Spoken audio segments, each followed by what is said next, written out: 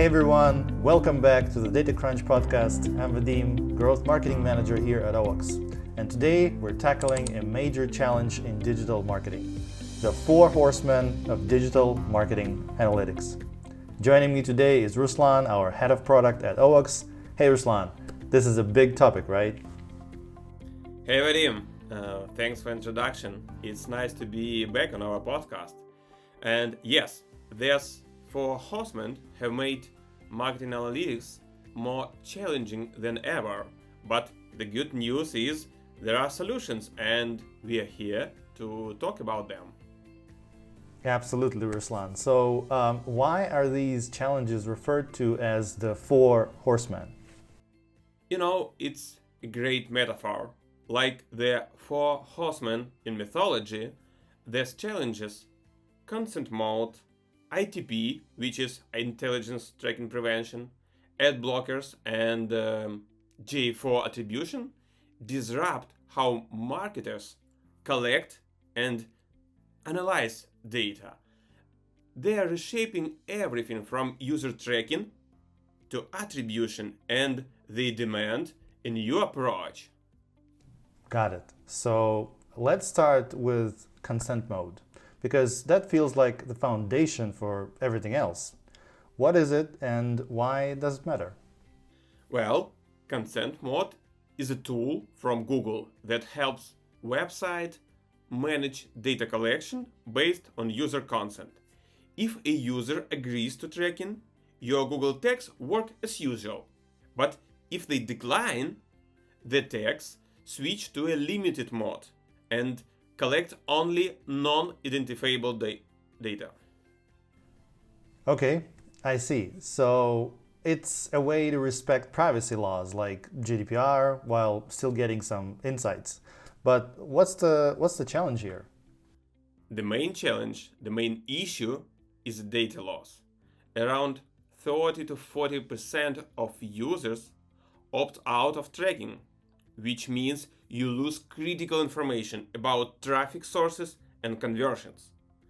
That makes it harder to optimize campaign or measure ROI accurately. I see. And is there a way to fill those gaps? Yes, the solution is conversion modeling. By using machine learning, you can estimate traffic sources for users who don't consent. It's not perfect, let's be honest, but it can recover up to 70% of lost data. It's a critical step for maintaining accurate reports. Yeah, that's a solid workaround. I see. But I'm guessing consent mode isn't the only challenge affecting data collection. Am I right? You're totally right. The second big challenge is Intelligent Tracking Prevention, or ITP. This is Apple's privacy feature in Safari designed to limit how cookies track users. Okay, so how does it work? Well, ITP shortens the lifespan of cookies. For example, some cookies expire after just 24 hours. That makes it really hard to track user over long periods, especially for businesses with longer sales cycles. For example, a user came to our site through Facebook ads. They looked at the product but bought it in another session, say 8 days later. For your analytics system, this will look like an order from a completely new user who came through a direct source. Thus, the efficiency of the Facebook ads campaign will be greatly underestimated, which will lead to incorrect conclusions and decisions, which in turn will lead to worse revenue. I see. Well, that sounds like a nightmare for attribution. And how do marketers adapt to ITP? It's a nightmare. To handle ITP, here is what you can do. First, focus on first-party data. Collect data directly from your website or CRM, it's less affected by ITP. Second, switch to server-side tracking. Move tracking from the browser to your server to avoid restrictions. And the third one, use a consent management platform, CMPs. A CMP ensures you are compliant with privacy laws while collecting data effectively. I see. So it's about being proactive with data collection and infrastructure. But I'm guessing ITP isn't the only thing blocking data, right? Exactly. The third challenge is ad blockers, which have been around for a while but are now more popular than ever. About 40% of users have some form of ad blocker installed. Just imagine this. Yeah. Wow, 40%. That's huge. I'm wondering what kind of impact does it have on marketing campaigns? Well, ad blockers hide your ads, which means fewer impressions, clicks, and conversions. They skew your performance metrics, making it harder to measure campaign success. This also blocks events from being sent from your site to your analytics system, leading to critical gaps in data. Yeah, gaps are not good. So, how do marketers work around those ad blockers? There are a few strategies. The first one, native advertising. These ads blend into content and are harder to block. Second one, content marketing. Focus on organic traffic through SEO and valuable content. And the third one, server-side tracking. Track user behavior on the server, bypassing ad blockers. The last but not least, email and CRM campaigns. Engage directly with your audience through own channels. Yeah, that sounds like a solid game plan, Ruslan. I've heard of GA4 changes and a lot about how we track and measure performance. So, what kind of challenges are marketers facing with it? Well, GA4 is the fourth Horsemen, and it's changing how we measure campaign performance.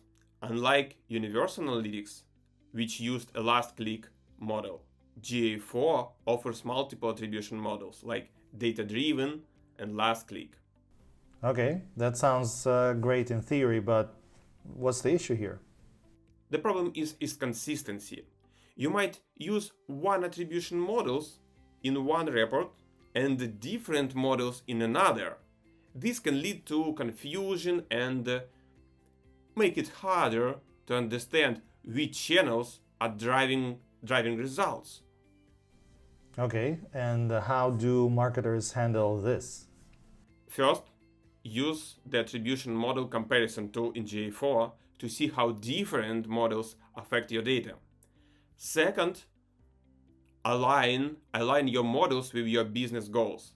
Stick to one approach for consistency. And finally, enable user ID tracking and Google Signals to improve cross-device attribution. All right, so we covered a lot. Consent mode, ITP, ad blockers, and GA4 attribution challenges.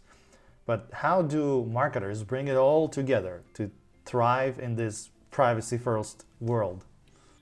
You know, it's all about balancing compliance with insight. Here's how. First, collect first-party data. This is your most reliable compliant data source.